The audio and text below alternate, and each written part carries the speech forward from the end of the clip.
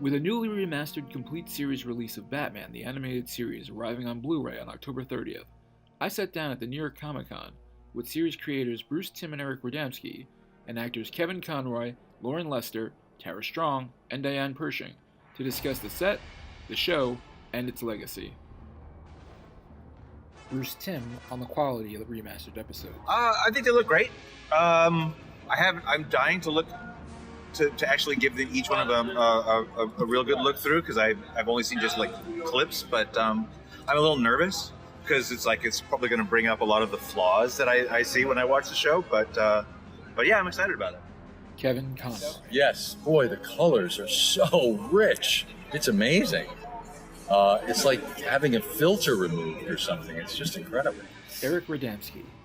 I've said this in previous interviews. I can only see the flaws. It's like, it's like your child. It's polished up and it's cleaned up a little bit, but it's still full of, the things that I wish I had time for at the time to make changes to. But I think it's, for the fans, I think they're going to love the quality and they're going to notice the quality. I will always only notice, what could have been, what we were not able to tweak and adjust. And it does give a little bit more resonance to what we originally intended, because the limits of traditional animation at the time compared to digital production these days, we were challenged with the specific art direction on the show and the limitations of hand-drawn animation that just basically made it a little bit more difficult for us to really get to the core of what it was intended to be.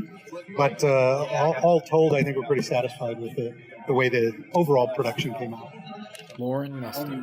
It blows my mind. I mean, it is so beautiful. The color and the clarity. I mean,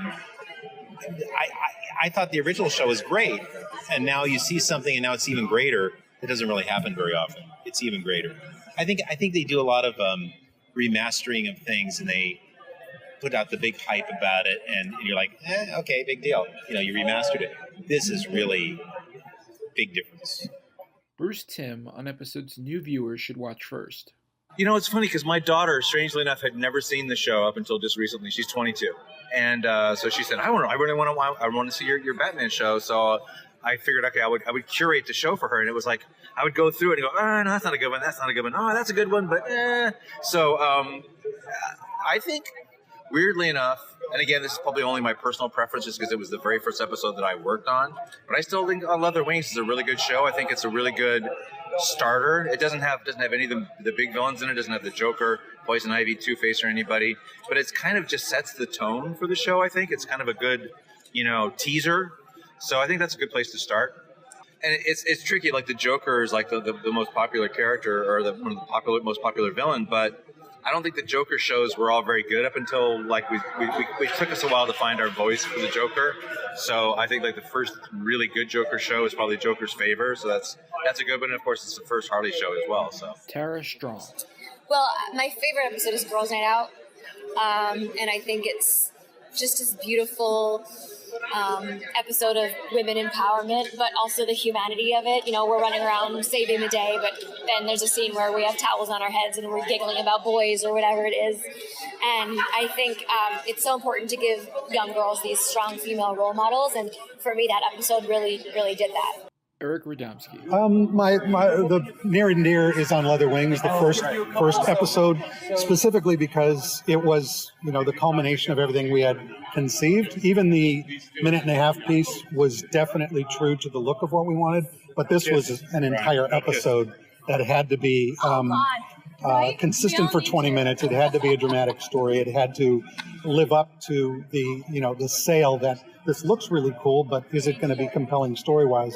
And on Leather Wings embodied, I think, everything we wanted the show to be. So that one definitely near and dear. Diane Pershing. Home and Garden, where she creates a husband and children for herself. And you believe it, or even Batman believes it for a while, and she wants it to be real. So this was the real inside person. I loved that show until it, of course, turns out that, I'm sorry, they're all pods. Loren Lester on the Blu-ray's new documentary. Well, first of all, I have to backtrack a little and tell you the funny part about documentaries. When they re-released Sub-Zero, they asked me some questions, interviewed me, and I thought it was going to be a documentary like this one where everybody was going to be talking about the whole show, and then it turned out to be a documentary about me. It was like this 12-minute documentary. I said, why didn't you tell me? They didn't even tell me. So I had no idea how they were going to use this latest interview stuff, and then I found out later it's a 90-minute documentary about the whole history of the show, and I can't wait to see it. Bruce Timm on the show's legacy. I mean, it seems like it's kind of really never completely gone away, and there's a whole group of people who grew up with the show and they're now grown-ups and they're introducing their kids to it and stuff. So I feel like it's kind of like just been kind of generational so far. So yeah, it's awesome. Loren Lester. People come up to me at the Comic-Cons who originally watched the show, so they're 30-ish, some of them are 40-ish, because they watched it when they were in college, or if they were kids or teenagers, now they're in their 30s, and they bring their kids. So it's like there's two generations of fans. Never thought that would happen. Honestly, you never know that something like that is going to happen when you're doing, no matter how good something is. I mean, sometimes you'll work so hard on a movie, and you think, oh, this movie is so great, and then they mess it up in editing, or it's good for a little while, and you get an audience, and they forget about it. You never think to yourself, I think in 25 years, I'm going to be sitting at the New York Comic Con and talking about this show. Never. Loren Lester on if you would change anything about the show. Not at all. Not at all. I think in every possible way, the show is like perfect. I hear, Bruce and Eric were talking today about, they wish they could go back. I mean, I don't see anything that, for me anyway.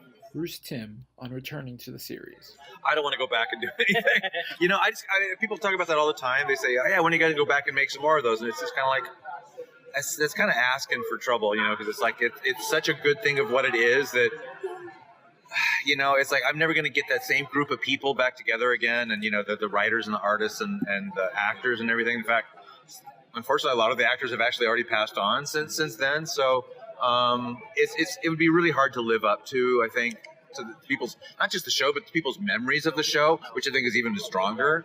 So it's like, I would be very, very reluctant to do that.